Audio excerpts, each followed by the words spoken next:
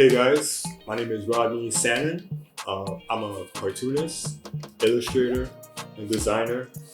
I'm based in New York, Brooklyn more specifically, and I was born in Brooklyn.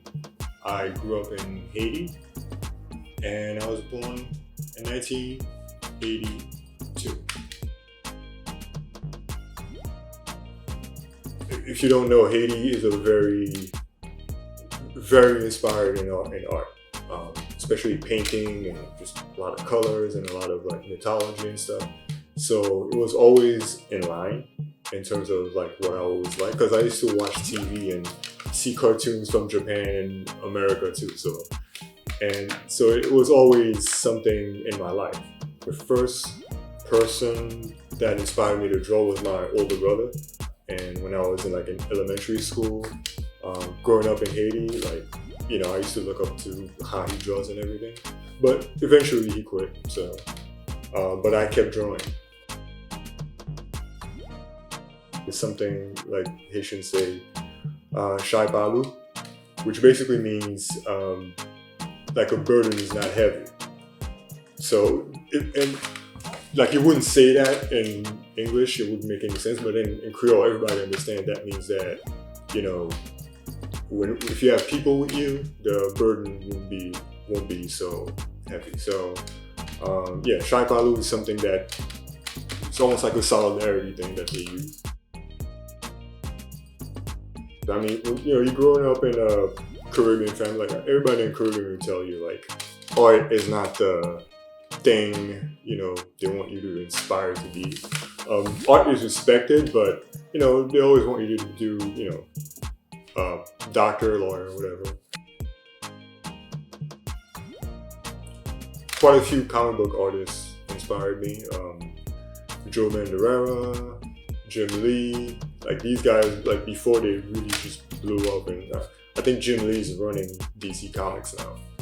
But these guys, the Kubert brothers, I almost went, there's the Kubert School of Art in New Jersey, I almost went there. Eventually I went to a School of Visual Arts. They had a good cartooning program there. I definitely remember the first time I pressured my parents to buy me a comic book. When I first came here, it was a pack. We went to Toys R Us, and it was a pack of X-Men, Age of Apocalypse. And I remember it was Andy Kubert who drew it, and my mind was blown. It was just I need to do this. I used to copy these drawings all the time, and then other inspiration came. That's how I just knew that I really love doing this. Walt Simonson and Sal Amendola. From Sal, I remember just he would be teaching and talk about his experience at the same time. That class was awesome.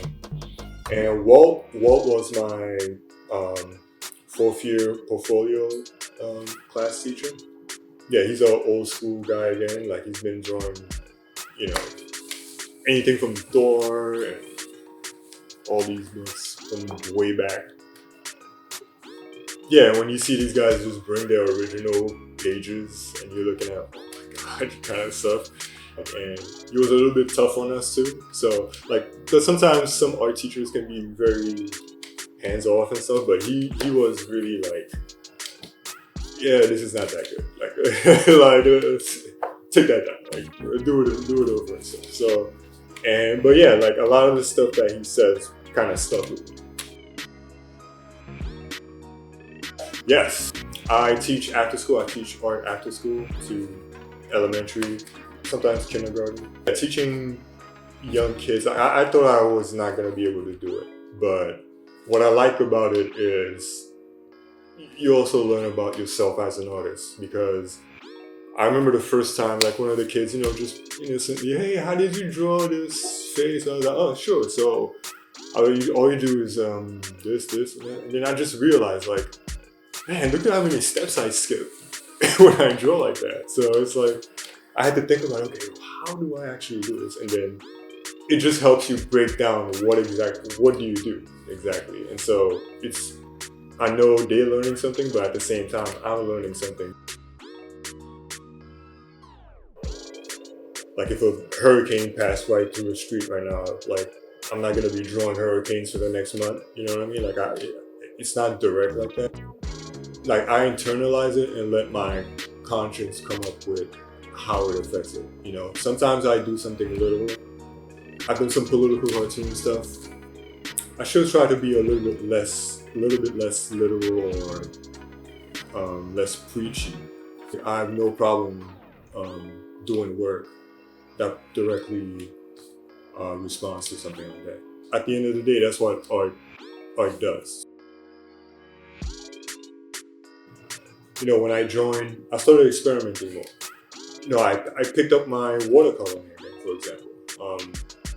You know, for a long time, I've just been doing my pencil, ink, you know, what I was used to. And, you know, just meeting other artists using so many different mediums and just listening to different perspectives, you know, it just pushes you.